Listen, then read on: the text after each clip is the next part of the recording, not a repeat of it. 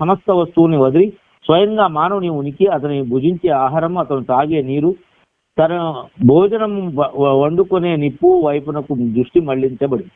అతన్ని ఓ ప్రశ్న గురించి ఆలోచించేందుకు పిలుపునివ్వడం పడింది. నీవు ఏ దేవుని సృష్టిక్రియ వలన ఉనికిలోకి వచ్చావు?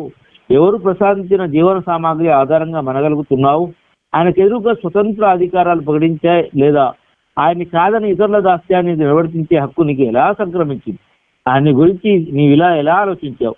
ఆయన ఒక్కసారి నీకు ఉనికి ప్రసాదించిన తర్వాత అశక్తుడి వివశుడు అయిపోయాడని, నిన్ను మళ్ళీ పుట్టించలేడని ఎలా అనుకున్నావు?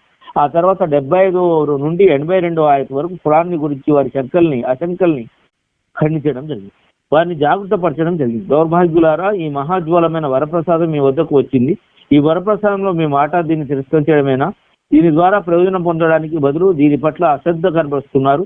ఖురాన్ సత్యత పట్ల 2 క్లుప్తమైన వాక్యాల్లో అనన్యమైన ఈ ఆధారాన్ని చూపెట్టడం జరిగింది. ఈ ఖురాన్ని ఎవరైనా లోతుగా పరిశీలించి దీర్ఘంగా యోచించినట్లయితే విశ్వ వ్యవస్థలోని నక్షత్రాలు, గ్రహాలు, ఉపగ్రహాల వ్యవస్థ ఏ విధంగా సుస్థిరంగా పటిష్టంగా ఉందో అటువంటి పటిష్టత సువ్యవస్థ ఖురాన్లోనూ కానగలడు.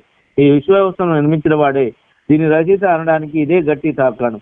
ఆ తర్వాత తిరస్కాలకు చెప్పడం జరిగింది, ఈ గ్రంథము సృష్టి రాశుల అందుబాటుకు దూరంగా ఉన్నటువంటి ఈ గ్రంథంలో ముద్రితమై ఉంది. దీన్ని మహానీయ మహమ్మద్ సల్లల్లాహు అలైహి వసల్లం వద్దకు శైతాన్లు మోసుకొస్తారని మీరు అనుకుంటున్నారు. నిజానికి సురక్షిత ఫలకం నుండి మహమ్మద్ సల్లల్లాహు అలైహి వసల్లం వరకు ఏ మాధ్యమం ద్వారానైతే ఇది అందుతుందో అందులో పరిశుద్ధ శిస్తులైన దేవదూతలు తప్ప మరెవరి జోక్యము ఈసుమంతైనా లేదు.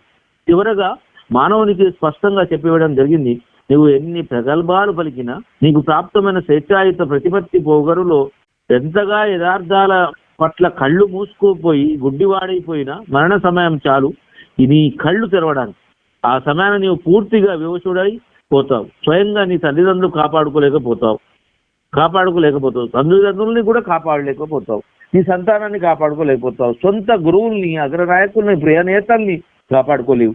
అందరూ నీ కళ్ళ ఎందుట మరణిస్తూ ఉంటారు, నీవు చూస్తూ ఉండిపోతావు. నీపై మరో బలవత్తరమైన శక్తి ఏదీ లేకపోయినట్లయితే, ప్రపంచంలో కేవలం నీవే తప్ప మరేది లేదన్నా నీ ఆంభావం నిజమైనట్లయితే, మరో దేవుడెవడూ లేకపోతే ఒక మరణిస్తున్న వానిలోని ప్రాణాన్ని ఎందుకు మరల్చి తీసుకురావు? ఏ విధంగానైతే ఈ వ్యవహారంలో నీవు వివశుడువో అదే విధంగా దేవుడు ఆయన విధించే శిక్ష ప్రతిఫలాలను ఆపడం నీ వశంలో లేదు. నీవు అంగీకరించినా అంగీకరించకపోయినా మరణాంతరం మరణించే ప్రతి వ్యక్తి తన అంతాన్ని చూసుకొని తీరుతాడు.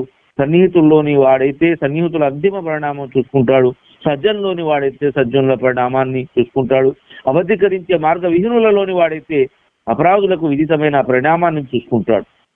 అన్యుల్లా ఆశ్చర్యాల ఈ విధంగా సూర్య వాక్య ఇంట్రడక్షన్ అయిపోయింది.